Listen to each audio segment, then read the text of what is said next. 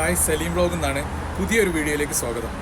കേരളത്തിൻ്റെ സാമൂഹിക സാഹചര്യം മനസ്സിലാക്കി എല്ലാ കാര്യങ്ങളും പഠിച്ച് സത്യസന്ധമായി തുറന്നു പറയുന്ന പ്രവർത്തിക്കുന്ന വി.ഡി. സതീശനെ പോലെയുള്ള ഒരാളാണ് കേരളത്തിൽ മുഖ്യമന്ത്രിയായി വരാൻ ഏറ്റവും യോഗ്യൻ ഈ സാഹചര്യത്തിൽ എന്നാണ് അഭിപ്രായ സർവേകൾ പറയുന്നത്.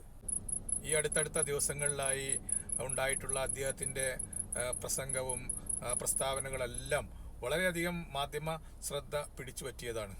കേരളത്തിൻ്റെ ഇന്നത്തെ സാഹചര്യത്തിൽ മുഖ്യമന്ത്രിയാവാൻ ഏറ്റവും യോഗ്യനായ ആളാണ് വി.ഡി. സതീശൻ. വി.ഡി. സതീശൻ മാധ്യമങ്ങളോട് സംസാരിക്കുന്ന ഏറ്റവും പുതിയ ഒരു വീഡിയോ നമുക്ക് കാണാം.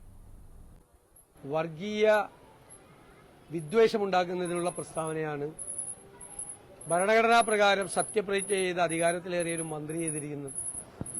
എന്താണ് ഇതിന്റെ ഉദ്ദേശം? ഞാൻ പറഞ്ഞത് ശരിവെക്കുകയാണ്. അതായത് ആളുകളെ ഭിന്നിപ്പിച്ച് രാഷ്ട്രീയ ലാഭമുണ്ടാക്കുക എന്നുള്ള സംഘപരിവാറിന്റെ അതേ വഴിയിലൂടെ CPM യാത്ര ചെയ്യുകയാണ്. അതിന് മുഖ്യമന്ത്രി കൊടപിടിച്ചു കൊടുക്കുകയാണ്. മുഖ്യമന്ത്രിയുടെ അറിവോടുകൂടിയാണ് ഈ രണ്ട് പ്രസ്താവനകൾ നടന്നിട്ടുള്ളത്. ബാലന്റെ പ്രസ്താവനയെ മുഖ്യമന്ത്രി ന്യായീകരിച്ചു. മന്ത്രിസഭയിൽ ഒരു അംഗം ഇതുപോലെ, കേരളത്തിന്റെ ചരിത്രത്തിൽ ഒരു അംഗം ഇതുപോലെ ഒരു വർഗീയ പ്രസ്താവന നടത്തിയിട്ടില്ല. ജയിച്ചു വരുന്ന ആളുകളുടെ മതം നോക്കാനാണ് പറഞ്ഞിരിക്കുന്നത്. എത്ര ക്രൂരമായ പ്രസ്താവനയാണ് ഇത്! കേരളത്തെ അപകടകരമായ നിലയിലേക്ക് എത്തിക്കും. നമ്മുടെ സംസ്ഥാനം ഉണ്ടാക്കിയ മൂല്യങ്ങൾ മുഴുവൻ കുഴിച്ചു മൂടപ്പെടും. വർഗീയത ആളിക്കത്തിക്കാൻ വേണ്ടി ഒരു തീപ്പൊരി വീഴാൻ കാത്തു നിൽക്കുന്നവരുടെ കൈകളിലേക്ക് ഒരു തീപ്പന്തമാണ് ഇവർ എറിഞ്ഞു കൊടുക്കുന്നത് എന്നിവർ തിരിച്ചറിയണം. എനിക്കൊരു കാര്യം പറയാനുണ്ട്.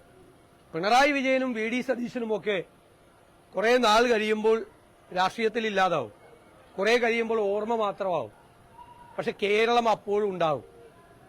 ആ കേരളത്തിന്, അതിന്റെ അടിത്തറയ്ക്ക്, അതിന് തീ കൊളുത്തുന്ന പരിപാടിയാണ് ഇപ്പോൾ ചെയ്യുന്നത്.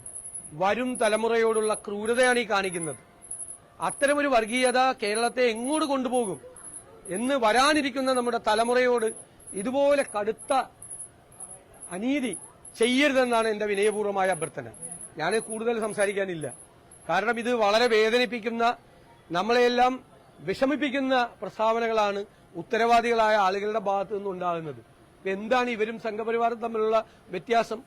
ഭരണകൂടത്തിൽ ഇരുന്നു കൊണ്ട് മന്ത്രിമാരുൾപ്പെടെയുള്ള ആളുകൾ ഇത് ചെയ്താൽ കേരളം എവിടെ എത്തിച്ചേരും എന്ന് തിരിച്ചറിയണം. ഇതാണ് എനിക്ക് പറയാനുള്ളത്. വ്യാപകമായ ആക്രമണം സഹിച്ചതിനെതിരെ ഉണ്ടാവുന്നുണ്ട്. പല സാമുദായിക നേതാക്കളുടെ അടുത്ത് ഇന്നലെ ഉണ്ടായിരുന്നു.